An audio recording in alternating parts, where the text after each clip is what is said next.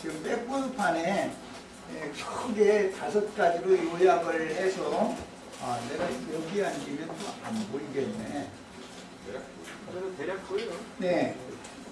크게 요약을 해서 성경을 보는 관점을 지금 신학을 공부하는 중이에요. 우리는 성경을 볼 때는 뭘로 봐야 된다? 전부 구속사로 보는 거예요. 구속사. 창세기 1장 1절 태초에 하면 그게 구속사 이야기단 말이에요. 무슨 시간상에 뭐 그렇게 보면 안 된단 말이에요. 그 다음에 아멘 주 예수여 오시옵소서 무슨 말이에요? 구속사로 보는 거단 말이에요. 기독교계가 생각하는 것처럼 구름 타고 뭐 이렇게 힌두로 많이 날려가면서 뭐 몇월 며칠 날 오시고 그렇게 보면 안 된단 말이야. 구속사로 보는 거예요. 성경이라는 전부 처음부터 끝까지가 구속에 대해서 어떻게 하나님의 목적을 이루기 위하여 우주를 경영을 하시는데 그 중에 예수 그리스도께서 이루신 구속 사실을 계시로 받아서 믿어진 사람들만을 건져내시고 구원하시고 나머지는 다 버리는가? 이게 구속사죠. 그럼 당연히 심판이 있어야 구원이 있겠죠. 버릴 자들이 있어야 남은 자가 있을 거 아니겠어요? 성경은 전체가 다 이런 내용으로 되어 있다는 말이에요. 이게 첫 아담 얘기해도 아담 세기를 지금 말하고 있는 건데 아담 얘기해도 그것은 인류의 조상이 아니고 구속사의 첫사람으로 본단 말이에요. 우리는 세상 교회는 전부 인류의 조상이다 그러죠. 그러면 아담이 인류의 조상이라는 말은 성경에 없습니다. 그냥 첫사람, 그 다음에 둘째 사람. 예수님 십자가에 못 박힐 때도 좌편에 첫사람이 있었고 우편에는 둘째 사람이 있었다 이렇게 돼 있죠. 예수님이 가운데 십자가에 못 박혔는데 두 사람이 같이 못 박혔잖아요. 좌편 사람은 첫 번째 사람이라고 돼 있잖아요. 그 다음에 우편 사람은 두 번째 사람이라고 돼 있어요. 그래서 성경 이야기라는 성경을 읽을 때는 첫 사람은 혈육에 속한 사람이고 땅에서 취한 사람이니까 당연히 버리는 사람이겠죠. 둘째 사람은 위로부터 하늘로부터 하나님이 직접 다신한 사람이니까 둘째 사람은 당연히 남겨져야 되고 구원받아야 될 사람이겠죠. 성경은 모두가 다 이런 관점으로 기록이 돼 있단 말이에요. 그러니까 성경이 말하고자 하는 대로 해석을 할 줄 알아야 된단 말이에요. 이 신학이 다르기 때문에 해석이 자꾸 달라지는 거예요. 그러다 보니까 뭐 많은 연구를 하고 막 해가지고 이제 요즘에 우리들이 이제 히브리어 헬라어 성경 이거 보는 뭐하고 지금 파싱이라고 그래서 문법 분해 그 해석하는 것을 배우기 위해서 그걸 지금 하는데 파싱에 따라서 성경을 해석하면 큰일 난단 말이야. 그럼 사람이 지금부터 한 200년 전에 사람들이 그런 문법을 만들어 가지고 자기네들의 관점으로 이렇게 해석을 해야 된다고 표시를 만들어 놓은 거예요. 거기에 맞추면 안 되죠. 성경으로 성경을 해석해야 맞지. 하나님의 말씀은 하나님이나 해석하는 거다. 이런 관점을 가져야 된단 말이야. 사람이 무엇을 전부 무조건 넣으면 안 되는 거예요. 그래서 이제 우리가 그런데도 왜 이걸 배워야 되는가? 그걸 모르면 그 사람들한테 말려 들어가니까 우리도 알고 있어서 알아야만 사람들을 대적할 수 있단 말이야. 성경은 누가 해석해야 된다?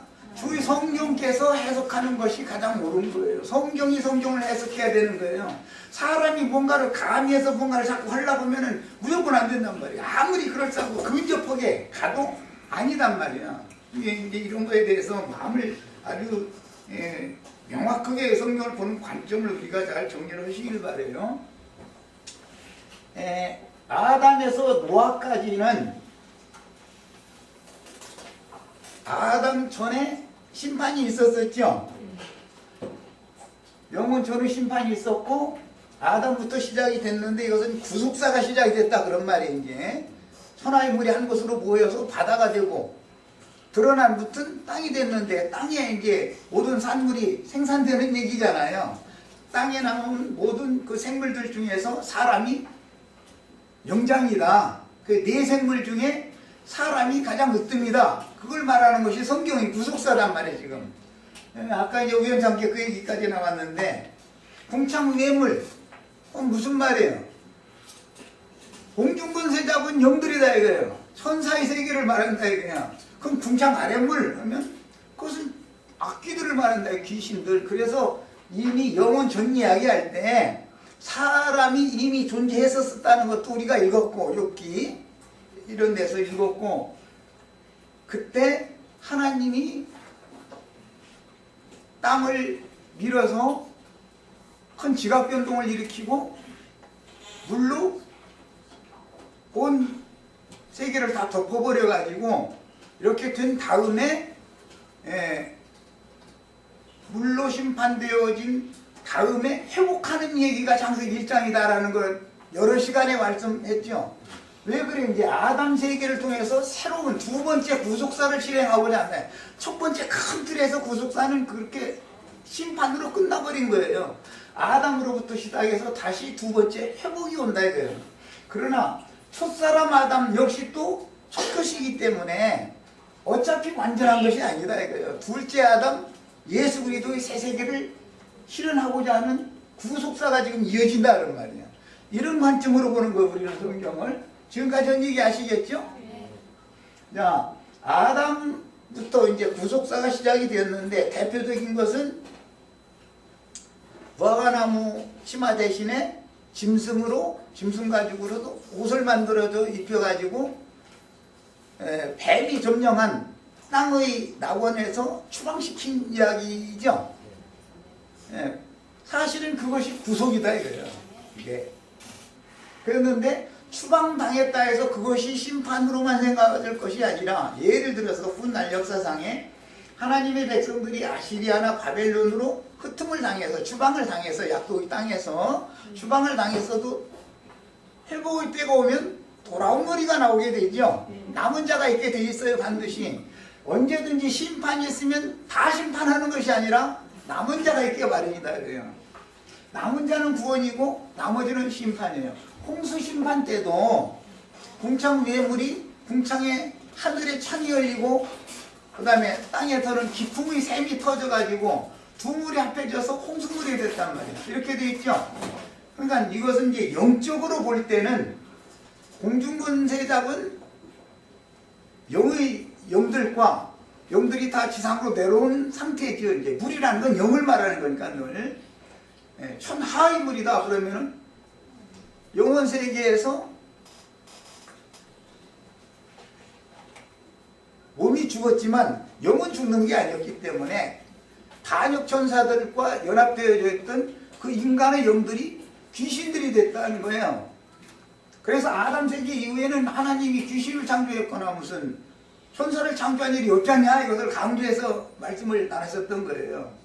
그런데 그 두 물이 합해져 가지고 땅을 다시 덮었다가 그 땅이 드러나게 하기 위해서 천하의 물이 한 곳으로 모이게 했다는 거잖아요. 그 모인 것을 바다라 칭하죠.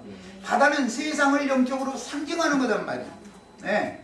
그래서 이 세상이라는 것은 위에 있는 궁창 하늘에 거하고 있던 권세자들이, 천사들이 타락한 그 타락 천사들과 무적행, 기풍의 샘이 터졌다 그러는데 오는 거 이제 계시록에 가면 무적행이 되는 거 아니에요. 무적행에는 황충 귀신들이 쳐서단 말이에요. 그게 악귀들이 쳤어요. 두 악의 영들이 세상을 지금 지배하고 있다는 말이야. 그러니까 결과적으로는 최후로는 세상을 심판하고 심판 가운데 살아남은 자들만 건져내가지고 구원해가지고 하나님이 계획한 완전한 세계로 데려가겠다. 그게 구속사단 말이야. 이해하셨죠? 야, 이런 관점으로 성경을 보는 거예요. 자, 그래서 아담부터 노아까지 왔는데 노아 때는 홍수, 물로 심판이 왔어요. 그 두 물이 심판을 했죠. 궁창 외물과 궁창 아랫물로. 그러나 남은 자가 있었죠. 노아와 그 가족은 남은 자였어요. 나머지는 다 하나님이 그러니까 이 심판은 물질적인 어떤 물이 뭐 북극에서부터 남극까지 다 이렇게 덮었다 그렇게 해석하면 안 맞는단 말이에요.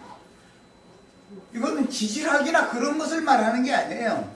그게 아니고 온 세상 사람들의 마음을 두 영들이, 악한 영들이 다 지배하게 되었다 그 말이란 말이에요. 악령들에게 지배되어진, 그래서 하나님의 아들들이 사람의 딸들의 아름다움을 보고 자기가 좋아하는 자로 자기 아내를 삼았다 그럴 때 그것은 영적인 일인 것이지, 어떻게 하나님의 아들들이 사람의 딸들 자기가 좋아하는 모든 자로 아내를 삼는다는데 그게 있을 수 있는 일이겠냔 말이야. 영적인 사실을 말하는 것이 목적이지. 그래서 언제나 심판이 있으면 무슨 심판? 영적인 심판의 목적을 쓴다 이거야. 사망이라고 하는 것은 둘째 사망이 완전한 사망인 것이지, 육신의 몸이 죽는 건 완전히 죽은 게 아니에요.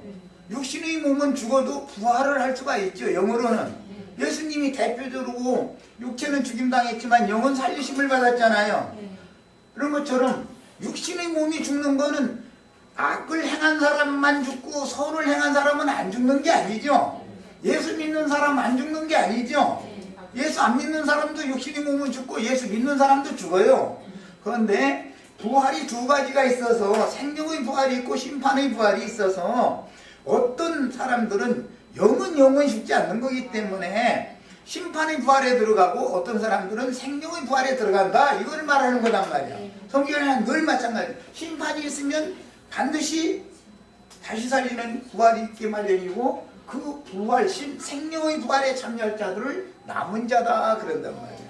살아남은 자들이다, 심판 중에서도.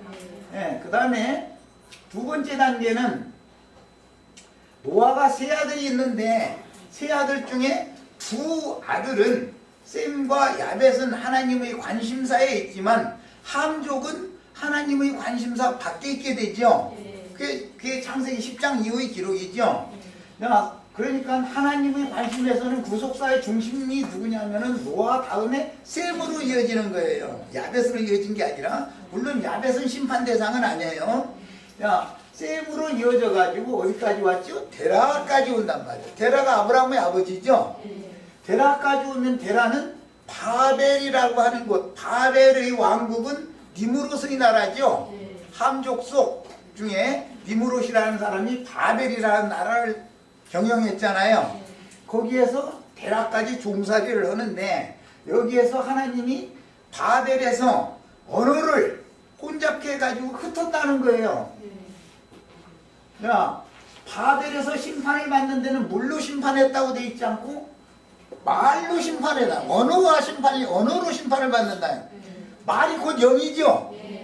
말이 물이에요. 물과 피와 영은 사실은 개념이 같은 개념인데 필요에 따라서 설명을 그렇게 해나가는 거예요. 말이 영이죠. 지금 내가 어떤 영을 가지고 어떤 말을 하는 거단 말이야. 음란한 영이 가득한 사람들을 만나면 음란한 말을 하는 거예요. 누가 묻지도 않는데도 그런 소리 괜히 하는 사람이 있죠. 그 누가 묻지도 않는데 돈 많이 벌었느냐, 어떻게 하면 돈이 벌린다더라, 만나면 그런 얘기 하는 사람이 있죠. 왜 그래? 그 사람 속에 돈 귀신이 들어있어서 그런다 이거예요. 그게 이미 그 사람의 마음 중심에, 무저경에 귀신들이 그를 지배하고 있다는 증상이다 이거예요. 이것이 물로 심판했다 또는 말로 심판한다 이런단 말이에요. 그 말은 그 속에 들어있는 것이 나오는 거예요. 그 사람의 정신세계를 어떤 영이 지배하면 그 말을 하게 돼 있어요. 그건 필수적이요. 생각이 그거니까 말을 그렇게 하는 거죠. 생각이 그렇고 말이 그러면 하는 짓이 당연히 따라가게 돼 있어 그거는. 그런데 이때까지는 언어가 천하의 구음이 하나였죠. 아담에서부터 데라까지는 이 데라가 아니라 바벨까지는 구음이, 천하의 구음이 하나였다. 그 최초의 인류의 언어를 아카드어라고 그래요. 노아는 아카드어를 사용했죠. 셈어를 사용한 게 아니죠. 바벨 언어가 혼잡하게 해서 나라와 민족대로 방언대로 흩었죠. 11장에 가서 이제 그 다음부터 언어가 혼잡되게 마련이지. 이제 언어가 한 구음이 아니라 이제 흩어진단 말이야. 각 민족대로. 그것이 하나님이 보실 때는 심판이다 이거예요. 그러나 세모 계열, 지금 히브리어를 우리가 왜 배워요? 세모 계열, 그 세모를 사용하는 사람들과 하나님이 함께 했다 이거예요. 세모를 사용하는 사람 중에 다 민족이 한 민족이 아니고 또 흩어졌기 때문에 다양하게 뭐 동편 산으로 가는 스발로 가는 산에 가는 자 뭐 어디 가다가 어디에 가는 자 어디에 가는 자들이 셈족은 셈족대로 막 흩어지잖아요 이제. 그러면 방언들이 다 달라진다는 말이에요. 셈족이라도. 그런데 세모 중에서 히브리어를 사용하는 사람이 아브라함이었다. 이렇게 강을 걷는 자. 이 언어를 지금 우리가 이 언어로 구약 성경이 이르게 되기 때문에 이걸 지금 우리가 공부를 하는 거예요. 자, 한궁에다가 세모를 사용하는 사람 계보로 구속사의 계보가 이어지다가 셈 계보 중에서도 아브라함 계보로 다시 한 계보만 딱 빼낸단 말이에요. 나머지는 세모를 사용해도 나머지는 다 하나님의 구속사의 중심이 아닌 것이죠. 이제 버려지는 것이지. 히브리어 사용하는 아브라함 자손만 남은 자가 되는 거예요. 그 다음에 여기에서부터 모세까지 계속 히브리어 쓰죠.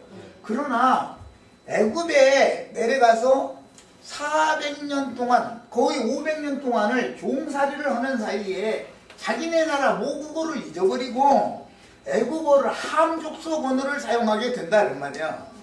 그러면 언어가 나중에 회복을 해도 혼잡하겠죠. 당연히 출애굽을 해도 출애굽을 할 때 또 심판이 오죠. 바벨에서는 언어로 흩어서 심판했고, 그 다음에 노아 때는 물로 심판했고, 바벨에서는 언어로 심판했고, 그 다음에 애굽에서는 열재앙을 통해서 애굽의 장자를 심판하죠. 여기서도 살아남은 족속이 있죠. 그게 이스라엘의 장자단 말이에요. 여호와의 장자는 살아남는 거예요. 언제나 심판이 있어야 남은 자가 있는 거예요.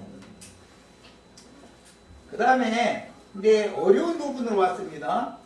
모세가 약속의 땅의 동편만 모세가 정복을 하고 요단 서편은 모세는 들어가지를 못했죠. 요단 동편까지는 모세가 정복을 했어요. 요단 서편은 사명을 여호수아가 사명을 맡게 되죠. 여호수아를 동역하는 사람이 갈렙이라는 사람이에요. 갈렙이 뭔 뜻인지 아세요? 충성된 개라는 뜻이에요. 개는 들개도 있고 집게도 있어요. 그런데 집게도 변질되면 충성 안 해. 주인 오히려 물건 들어줄 수도 있어. 집게도 도둑놈이 와서 며칠 동안 와서 고기 한 점씩 던져주고 그놈 오면은 꼬리 흔들어버려.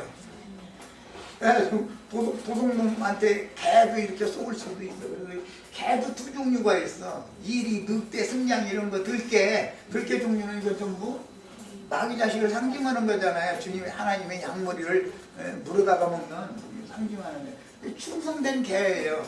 개는 종을 상징하는 거야.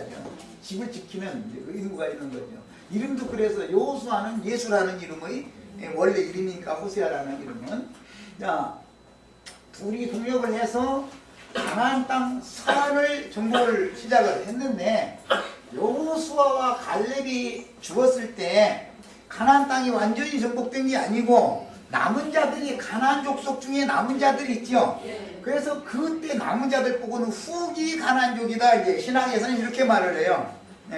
이제 조직 신학을 공부를 하면 이제 그런 얘기가 나오죠. 전반부의 가나안 족속이 있고 후기 가나안 족속이 있어요. 후기 가나안 족속 중에 대표가 누구냐면 블레셋이에요. 그 다음에 아말렉 이 대표예요. 그래서 이제 블레셋과 아말렉을 과연 사울은 블레셋과 아말렉에게 지지요. 블레셋에게 패전했고 아말렉에게 자기 목숨까지 잃잖아요. 사울 왕은. 그래서 이제 정복 전쟁은 다윗 왕 때 끝나는 거예요. 다윗은 사무엘하 8장에 보면 블레셋을 이기고 아말렉을 이기고 전부 굴복시키는 얘기가 나와요. 이제 거기 그 중에 모압 족속, 암몬 족속, 후기 가나안 족속들을 전부 굴복시켜가지고 조공을 받아요. 그래서 다윗은 이기는 자의 대표다. 이스라엘이라는 것은 야곱의 새 이름이 이스라엘이죠. 야곱의 새 이름 이스라엘은 하나님의 왕자라는 뜻이에요. 이긴 자라는 뜻이에요. 쉬운 표현으로 용어를 하자면. 그런데 그게 역사상에는 다윗왕이었다 이거예요. 다윗왕. 다윗 왕은 뭘 이겼다고요? 블레셋을 이기고 아말렉을 이겼어요. 그런데 사울은 왕이지만 그 두 가지 패했기 때문에 왕권을 잃게 됐죠. 다윗은 이겼기 때문에 왕권을 쟁취한 거예요.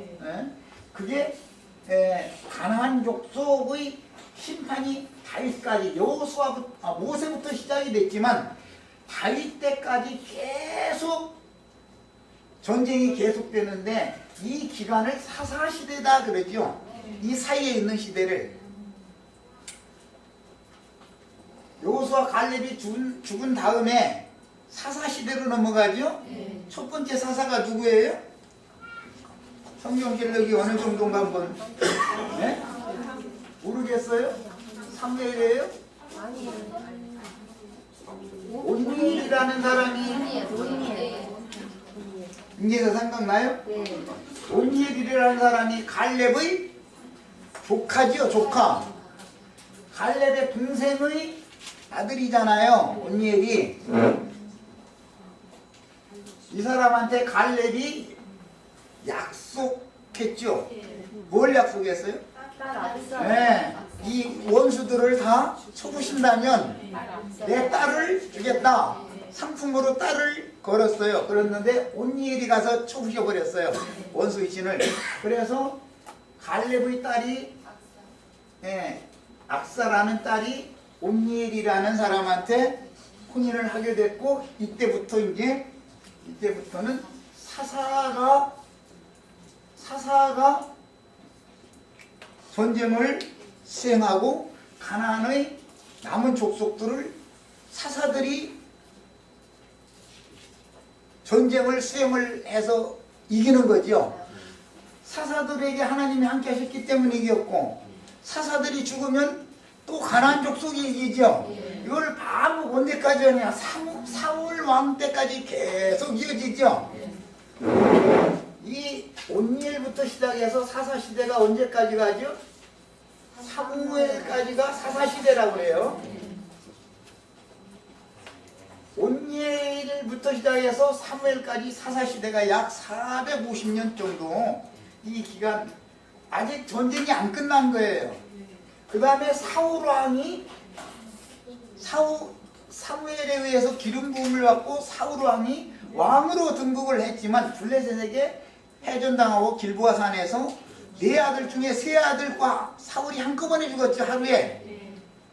그리고 사울왕의 말째 아들이 하나가 살아남았어요. 일어나야 되겠네.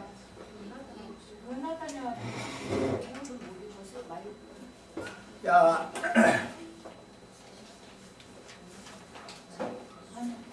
여기 이제 지워도 다 이해하시겠죠? 이 부분까지는.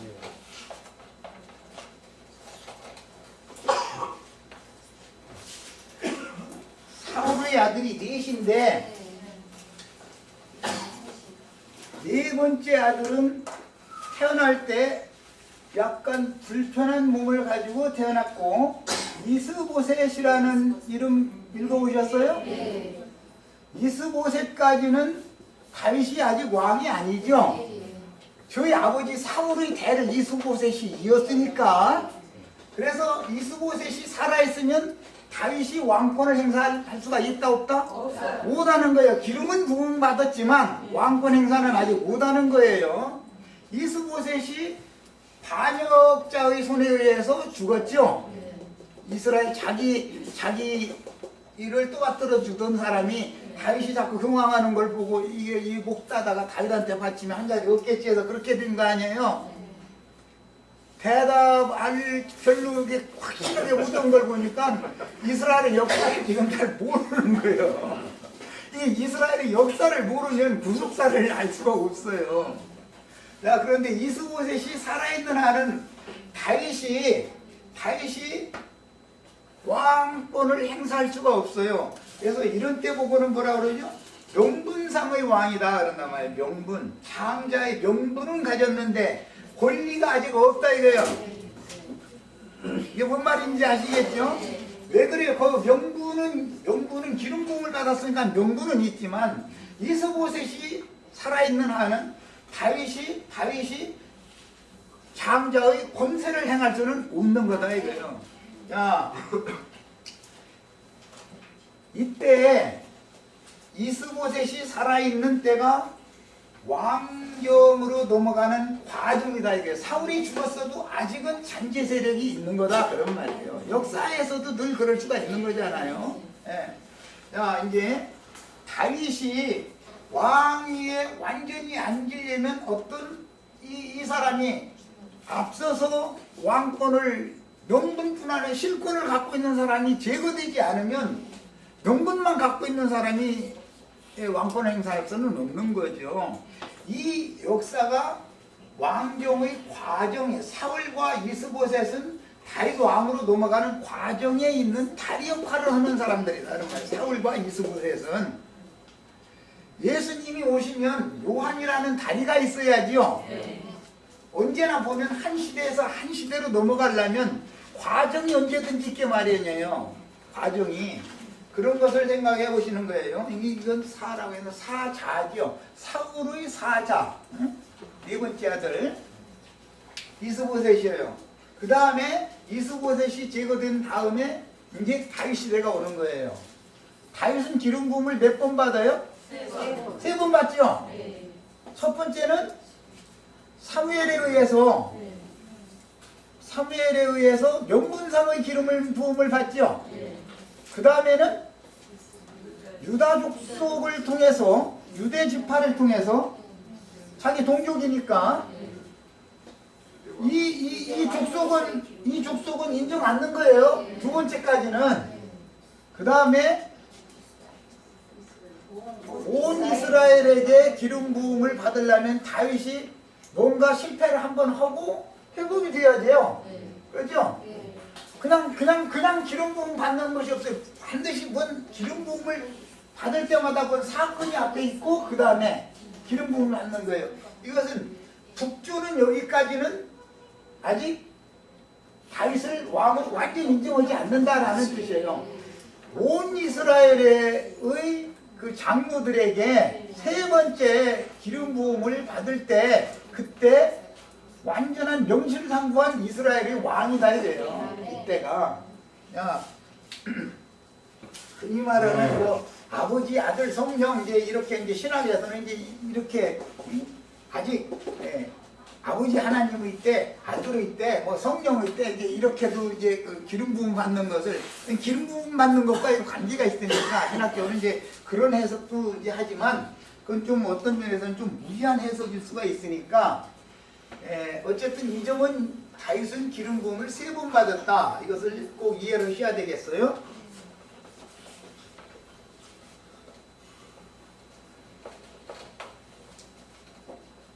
이제 다 같이 사무엘하 8장을 펴겠습니다. 거기는 같이 성경을 읽겠습니다. 사무엘하 8장. 사무엘상은 사울왕 이야기죠. 사무엘과 사울왕 이야기예요. 사무엘하부터는 다윗왕 이야기예요.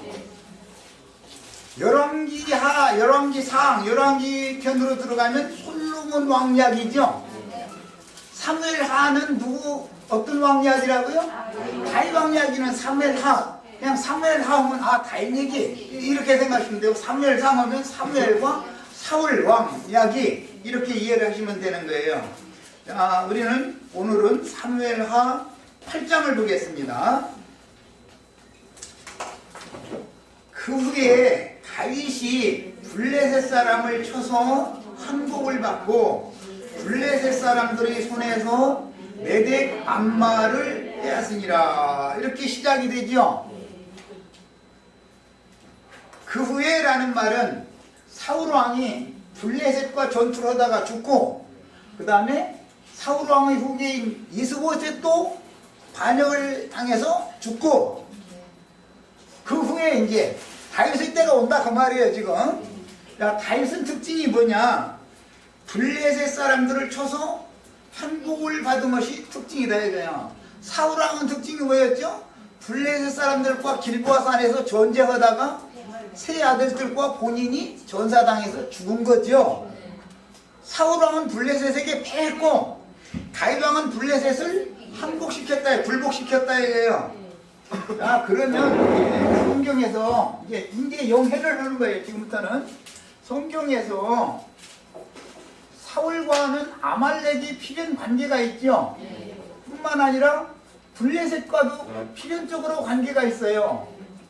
사울이 블레셋과 전투를 해서 패전을 했고 아말렉의 손에 의해서 죽었으니까 사울 왕가를 얘기하면 이걸 빼놓을 수가 없죠. 자, 이것은 왕권과 관계가 되는 문제이기 때문에, 왕권 쟁취와 관계가 되기 때문에 다윗은 아말렉을 다 도둑내서 죽이죠. 사울 왕은 아말렉의 좋은 것은 살려놔두고 아말렉 왕 아각을 살려놔뒀죠. 그런데 결과적으로는 자기가 죽었잖아요. 아말렉한테. 다윗이 블레셋을 항복해서 복종시킬 때가 돼야 다윗 왕국이 되는 거다 그런 말이야. 아말렉을 이기고 블레셋을 이기지 않으면 다윗도 완전한 왕이 아니다 그 말이야 지금. 야, 신약 성경에 이제 이기는 자 이야기가 나오죠. 뭘 이기라는 거예요? 역사상으로 보면 아말렉을 이기고 블레셋을 이겨라. 이기는 자만 신부성에 들어가는 자격이 있다. 이제 이렇게 돼 있죠.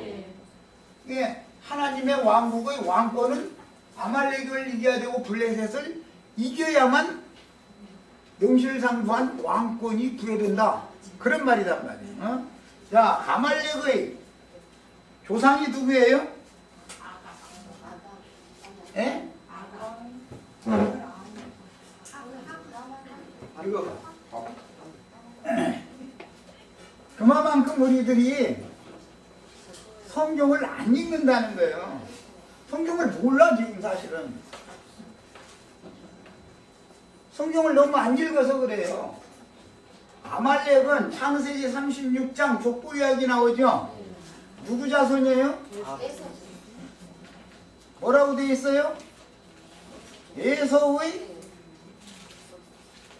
에서의 창세기 36장 얼른 찾아보세요.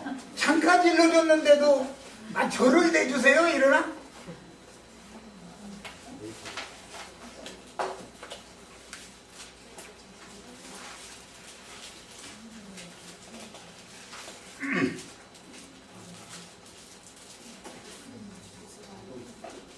어떻게 됐어요? 에서 다음에 엘리바스죠. 엘리바스의 첫 딥나라고 하는 여자가 아말렉을 낳았다고 되어 있죠.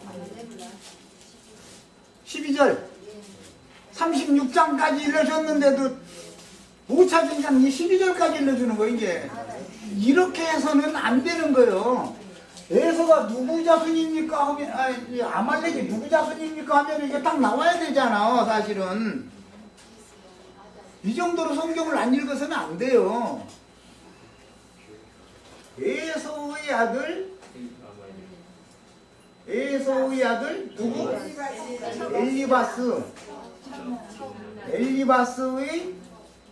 엘리바스의 첫 딥나가 난 딥나라고 하는 여자가 난 사람이 아말렉이에요.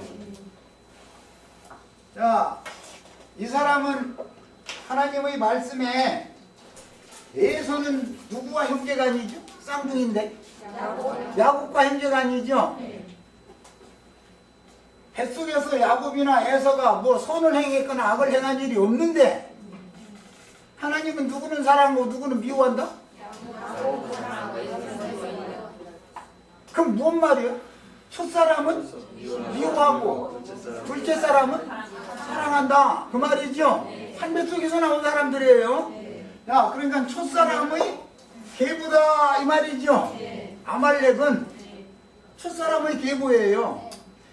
육신에 있는 자를 대표하면은 누구? 죄인을 대표하면은 아말렉이라고 한단 말이야. 딥나라는 여자가 낳은 아말렉. 아말렉은 사무엘기 15장에 보면 뭐라고 돼 있어요?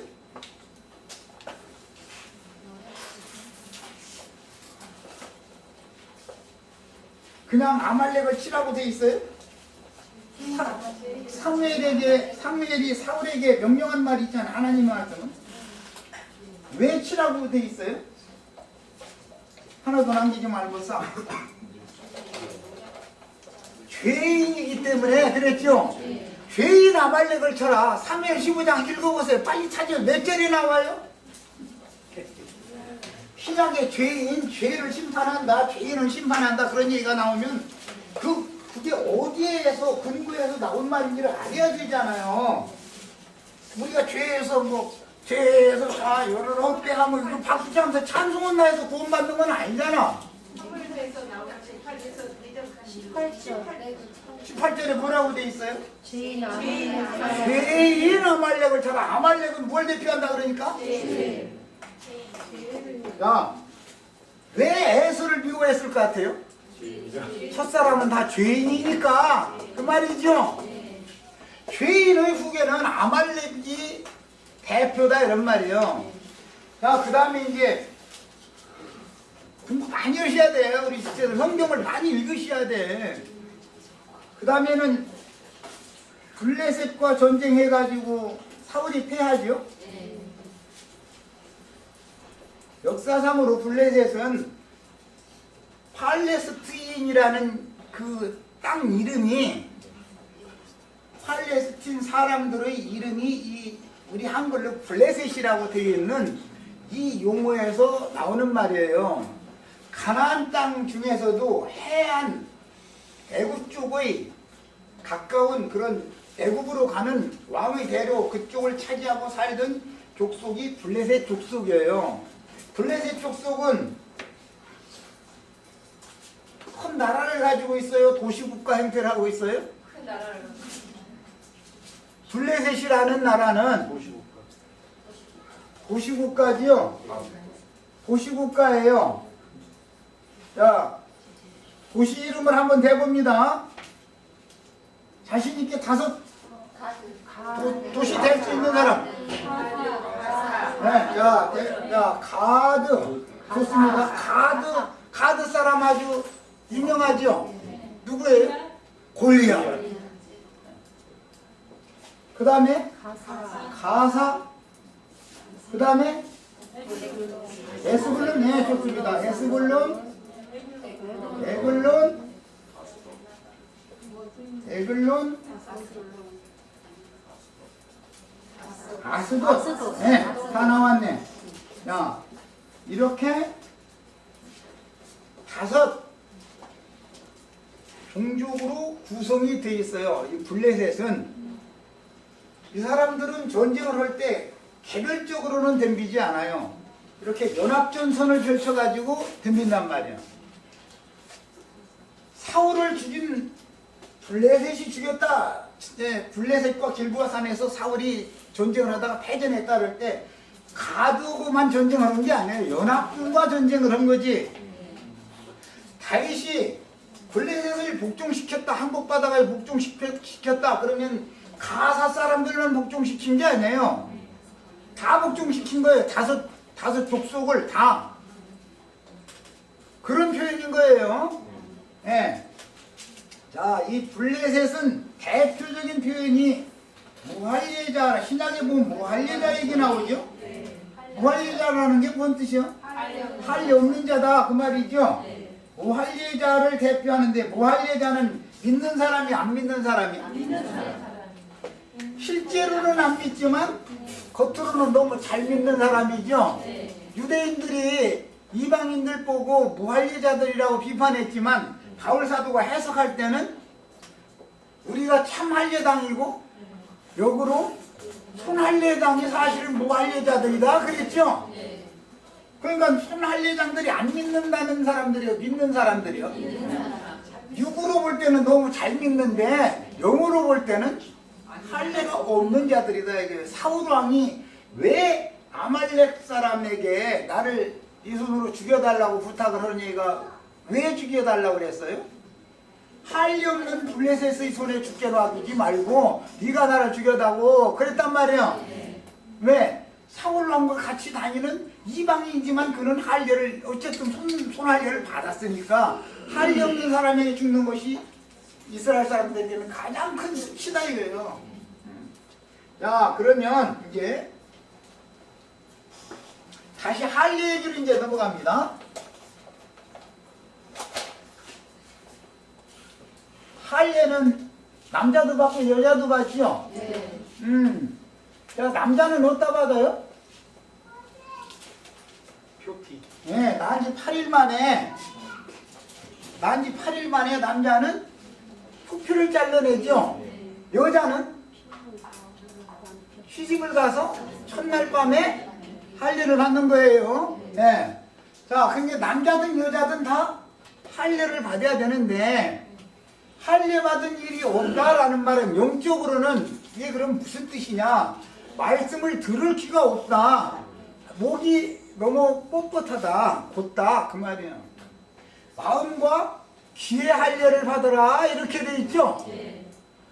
사람의 손으로 행하는 할례를 받으라는 게 아니고 모세는 사람의 손으로 행하는 할례를 받으라 그러고 십부라는 모세 보고 당신이 나를 할례시켜준 피난편입니다 이러고 그러지만 그것은 표상일 뿐이고 실제로는 성령이 오셔서 마음과 귀에다가 할례를 행하는 것을 의미하기 때문에 블레셋 하면 예배당에는 열심히 다니는데 안 믿는 것을 말하는 게 아니에요. 예배당에는 열심히 다니는데 성경을 읽어도 꼬먹고 글씨고 하얀 건 종이다 그 말은 왜 그래요? 할례를 받지 않아서 들을 기가 없다 이거예요. 하늘이 열리지 않아서 영이 열리지 않아서 마음의 할례를 행하지 않아서 영감이 계시가 없다 이런 말이에요. 이런 사람 보고는 뭐라고 한다? 블레셋이라고 그래요. 이 사람한테 죽으면 패전을 하면 왕권을 획득하지 못한다 그 말이에요. 자, 그 말은 그럼 무슨 뜻이냐? 유명한 예배당 목사님들한테 가서 종로로 하면 왕권이 없다 그 말이에요. 쉽게 표현하면 그런 뜻이에요. 예배당 목사님들 할례 받은 자들이요, 할례 안 받은 자들이요? 그 사람들은 받았는데 손할례 당거이지. 그렇죠? 레위기 27장 때 말씀을 마침 엊그제 한 것처럼 레위인들로 대치시키는 이스라엘의 장자가 있죠. 레위인은 제사장권이 있다고 율법적으로 주장하는 사람들이잖아요. 목사님들이 우리가 기름 부음 받은 제사장들이라고 주장하는 사람들이잖아요. 그 사람들이 장자권을 대행해. 예배당이 열심히 나가는데 장자권을 목사님들이 대신해. 군인이 직접 하지 못하고 그러면 어떤 사람이에요? 할례 받지 못한 블레셋 족속이다 그 말이에요. 세상 교계에서 유명한 큰 목사님은 골리앗이죠. 골리앗. 아무나 감히 등치로 봐서는 당할 수 없죠. 그런데 우리들은 이제 오늘 또 지금 물맷돌 던지는 연습하는 거예요 이제. 예. 물맷돌 던지면 정확하게 어디 갖다 꽂아야 돼요? 이마 중심에 딱 맞춰가지고 쓰러뜨려야 된다는 거예요. 이게 뭔 말이야? 성령으로 인을 치는 사람과 악령에게 사로잡힌 사람들이 전쟁을 하는 얘기인데 돌이라는 건 영을 말하는 거예요. 하나님의 성령의 말씀을 지금 우리 돌 던지는 연습하는 거죠. 말씀 좀 하는 거 연습한다 이거예요. 그 사람의 사상을 깨야 된다. 이마 중심을 딱 해서 맞춰가지고 이거 그들의 교리, 그들이 굳어진 사상 이것을 박살내면 누가 쓰러지는 거예요? 네, 블레셋 족속 중에 군대 장관인 골리앗이 쓰러져야만 다윗이 왕권을 행사할 수 있게 되는 기초를 닦는 거예요. 자, 블레셋을 이기지 못하면 즉 무할례자들을 영적인 할례를 받은 적이 없이 예수를 열심히 믿는 사람들을 이기지 못하면 신약의 용어로는 발람의 교훈과 니골라당의 교훈을 이기지 못하면 이기는 자가 아니죠. 신두성에 들어갈 수도 없고 왕권 행사할 수 없다 그 말이단 말이야. 자, 그러니까 죄를 이긴다 또는 아말렉을 이긴다. 아말렉은 진멸하는 것이지 이기는 게 아니지. 아말렉은 아주 멸해버리는 것이지. 예, 이것은 죄성이라고 그러는데 이것은 멸하는 것이고, 그 다음에 할례 없는, 잘 믿는 사람들 중에 할례 없는 자들을 대항을 할 때는 이겨야 된다는 거예요. 굴복을 시켜야 된다는 거예요. 블레셋을, 그래서 아까 사무엘하 8장 읽었죠. 블레셋을 굴복시켜서 항복받은 얘기부터 나오죠. 아말렉을 싹 도륙내고 돌아온 다음에 두 번째 하는 일은 블레셋을 항복시키는 거예요. 그 다음에는 남은 족속들이 모압 족속이니 뭔 족속이 이제 쭉 나와요. 그것들 전부 굴복시켜가지고 교공을 받을 수 있어야 된다 이거예요. 그것이 왕권 행사하는 이야기인 거예요. 여기 아말렉 얘기, 블레셋 얘기하다가 보니까 이제 시간은 다 갔는데, 어쨌든 성경이 말하고자 하는 이런 구속사를, 이런 기본 관점을 알아야 그 다음에 이제 신약 시대로 넘어올 수가 있어요. 구약 시대 이것은 모두가 다 예표죠.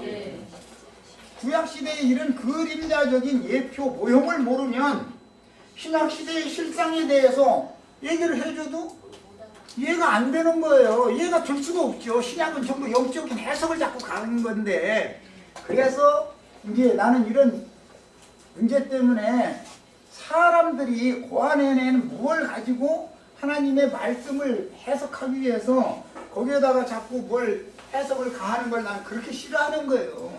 옳음을 범하기 마련이다 이거예요. 잘 다 맞은 것 같은데 어느 거 하나에 딱 갔다가 엉뚱한 데로 빠지게 돼 있다는 거예요. 이제 이런 것을 잘 생각하셔서, 제일 중요한 것은 성경을 무조건 부지런히 읽어서 성경의 내용을 알아야 돼요. 성경 내용을 알아야 그 다음에 구속사로 보는 예수 그리스도의 세계가 어떤 과정을 거쳐서 어떻게 실현이 되어지는지를 설명하면 알 수가 있지 않겠어요? 자, 여기까지 해서 마칩니다.